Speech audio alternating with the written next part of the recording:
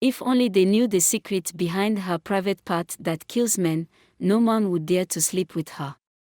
Get ready for an exciting journey filled with engaging stories, fun adventures, and moments that will inspire and entertain you. Your support means the world to us, so don't forget to hit that like button, subscribe to our channel to keep you updated when we post something new, and share with your friends and loved ones as we embark on this amazing journey together. In the heart of the great Ojua kingdom, there was a girl so beautiful that even the sun seemed to shine softer in her presence. Her name was Ezinne. She was not just beautiful, her beauty was a force, a power that made men lose control. Her skin glowed like the morning dew, her eyes sparkled like the finest stars, and her laughter was like the song of 100 birds. The men of the village could not resist her, and even the women, though filled with envy, could not deny the spell she cast upon all who saw her. Each day, men from different villages came to ask for her hand in marriage, bearing gifts of gold, yams, and even cows, but she refused them all. No man, no matter how powerful or wealthy, could claim her. But unknown to them, beneath her beauty lay a deadly secret, a curse that had taken the lives of many. Many years ago, when Ezinne was just a child, she had encountered an old woman struggling to carry a pot of water on a hot afternoon. The frail woman, her back bent from age, had pleaded, "My child, help me carry my pot. My bones are weak." But Ezinne had only laughed. She laughed so hard that her small frame shook. As the woman stumbled and fell, spilling the water all over herself, Ezinne pointed at her and mocked her. With eyes burning with fury, the old woman had spoken words that would haunt Ezinne forever. "Because you have laughed at an elder in need, you shall grow into a woman of great beauty.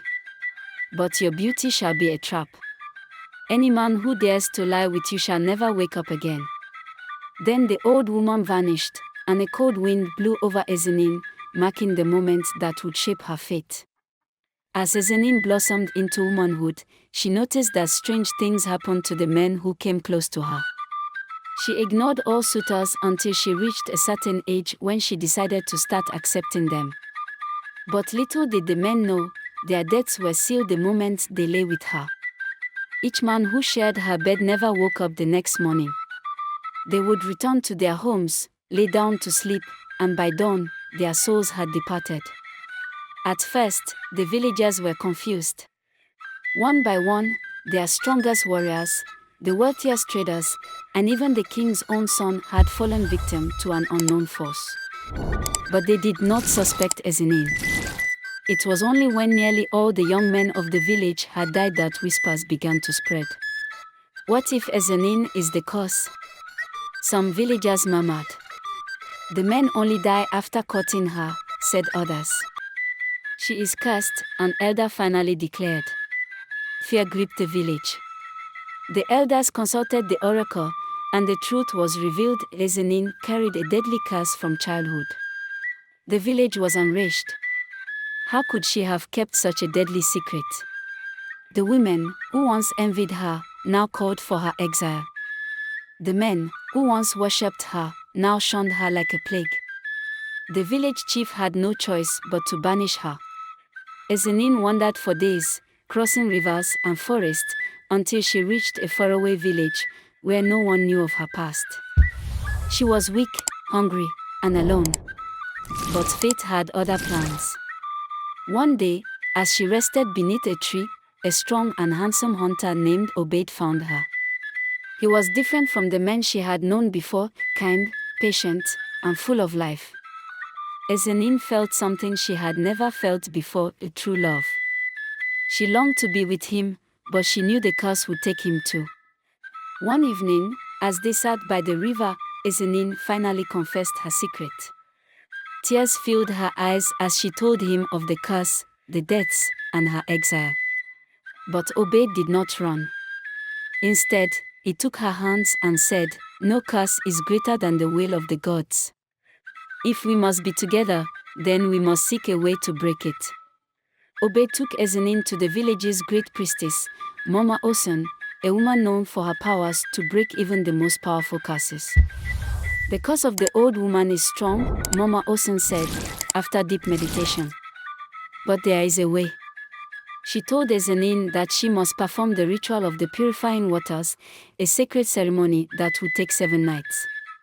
She took a black substance, grinded it and rubbed it on Ezinne's forehead for 7 nights.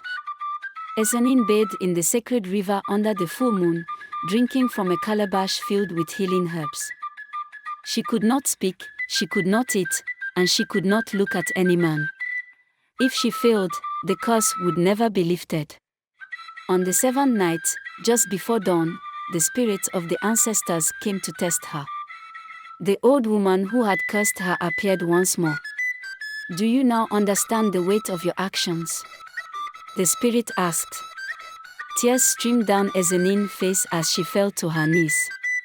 Yes, Great Mother. I was foolish, and I have paid for it. But I have changed. Please, let me love without bringing death. A powerful wind blew, the river roared, and a golden light surrounded Ezinne.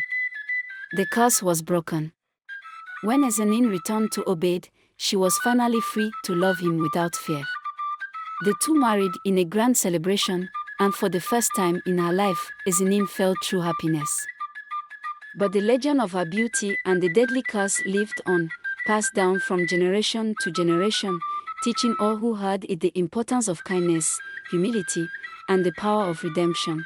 And so, in the great Ojua kingdom, whenever a child laughed at an elder, the villagers would whisper, "Remember Ezinne, the beauty who brought death." Be kind, lest the gods turn your gifts into a curse.